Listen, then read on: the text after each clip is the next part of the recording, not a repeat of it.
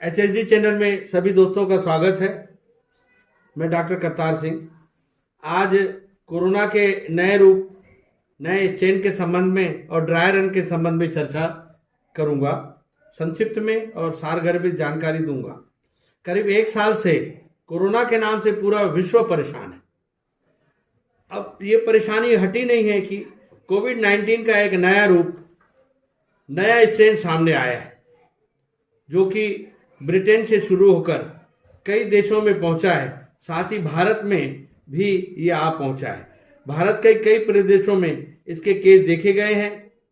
Health expert के अनुसार ये तेजी से फैलने वाला वो जो सामान्य कोरोना था उससे 70% ज़्यादा घातक है और इसकी जो इन्फेक्शन फैलाने की क्षमता है, संक्रमण क्षमता भी बहुत तेज है, बहुत अधिक है। खासकर बच्चों को ज़्यादा प्रभावित कर रहा है। और जहाँ तक इसकी जांच की सवाल उठता है तो जो कोरोना में जांच की जाती है, जो सक्सेस है और जो मान्य है RT-PCR, उस विधि द्वारा ही जांच की जाती है। पर सिर्फ फर्क यही है क्योंकि इसका थोड़ा गुणसूत्र अलग है। इसकी जो प्रोटीन की DNA प्रोटीन की बनावट है वो भिन्न है। इसके लिए जेनो सीक्वेंस एक विधि के द्वारा उसको डिटेक्ट किया जाता है। इसका बचाव भी वही है क्योंकि ये रूप उसी का ही है। इसलिए कई कोरोना को बहुरूपिया भी बोलते हैं। कई रूपों में ये दिखा है, इसलिए वैक्सीन बनाने में भी इतना समय लगा। बचाव के लिए एक मास्क, फेस मास्क, दूसरा दूरी और तीसरा हाथों को बार बार धोना। अब मैं वैक्सीन के संबंध में थोड़ी सी जानकारी दे दूं क्योंकि ड्राई रन का संबंध वैक्सीन से ही है।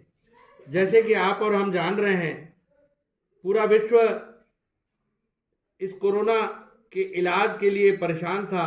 इलाज तो नहीं मिल पाया, पर वैक्सीन इजाद करने के पीछे विश्व के सभी देश प्रयास कर रहे थे।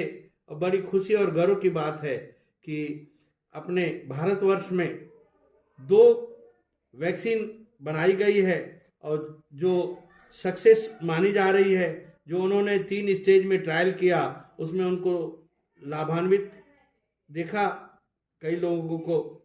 पर उसको DCGI ने मंजूरी दी है। वो 2 वैक्सीन है, एक कोवैक्सीन और दूसरा कोविशील्ड। इन दोनों वैक्सीन को लगाने से पहले जो प्रक्रिया अपनाई जाती है, जो प्रयास किए जाते हैं, उसी को ड्राई रन कहा जाता है। तो अब ड्राई रन के संबंध में मैं थोड़ा सा संक्षिप्त में बता रहा हूँ क्योंकि इस संबंध में कई लोगों ने प्रश्न किया है और कई लोगों ने पूछा है ड्राई रन होता क्या है। कई लोगों को गलतफहमी भी है कि भाई वैक्सीन लगाते होंगे इसमें ट्रायल के लिए। तो इसमें वैक्सीन नहीं लगाई जाती है। एक्चुअल वैक्सीन लगाने के अलावा बाकी सब काम किया जाता है।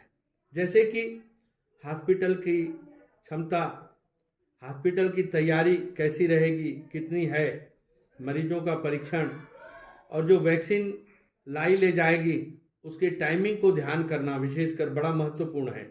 और टेम्परेचर को मेंटेन करना, क्योंकि कोल्ड चेन अगर मेंटेन होगी तो उसकी एफिकेसी और जो उसका एक्टिव वैक्सीन रहेगी, नहीं तो क्या है वो निष्क्रिय हो जाती है, उतना फ़ायदा नहीं मिल जाता। तो कुल मिला के ये सब चीज़ें देखने के बाद जब एक्चुअल वैक्सीन लगाई जाएगी तो इन चीज़ों का लाभ मिलेगा। क्या क्या कमी रही, क्या क्या गलती हुई है, उनको दूर करके फिर वैक्सीन लगाई जाएगी ताकि ज़्यादा से ज़्यादा लाभ मिल सके और सफलता का रेट भी ज़्यादा हो।